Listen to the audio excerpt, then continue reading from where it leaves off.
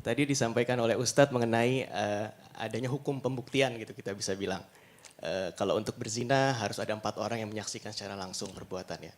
Pertanyaan saya, untuk konsep hukum pembuktian misalkan untuk perbuatan zina, apakah memang akan seperti itu terus ataukah bisa berevolusi dan bagaimana dengan larangan-larangan lainnya? Misalkan pembunuhan, pencurian, apakah standar pembuktiannya sudah fix di dalam Al-Quran dan hadis atau akan berevolusi terus Ustaz? Kalau perzinahan itu mutlak seperti itu. Karena kita ingin menghindarkan orang dari tuduhan macam-macam. Ya kan? Jadi itu ketetapan hukum seperti itu. Nah, kalau yang lain kita lihat kemaslahatannya apa? Pembunuhan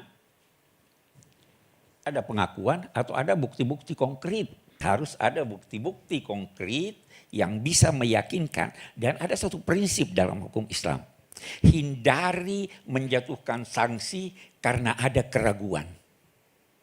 Begitu lebih baik tidak menjatuhkan hukuman bagi yang bersalah daripada menjatuhkan hukuman terhadap yang tidak bersalah. Itu prinsip.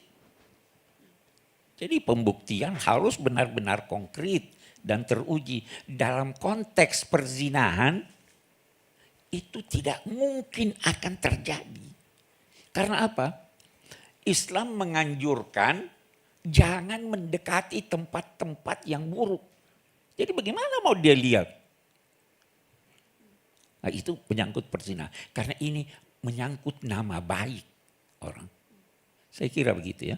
Bahwa kemudian itu bisa dianggap menggampangkan perbuatan yang berdosa, Abiku? Bagaimana? Karena kan kita juga hukum kan juga untuk menegakkan aturan begitu. Iya. Dan bagaimana kemudian kalau itu hampir tidak mungkin bisa dibuktikan, berarti yang bersalah tidak akan mungkin dapat hukuman? Bisa jadi ada hukuman, itu istilahnya dalam hukum Islam ta'zir.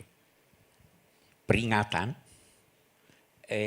hukuman yang lebih ringan dari itu untuk menjadikan sebagai peringatan.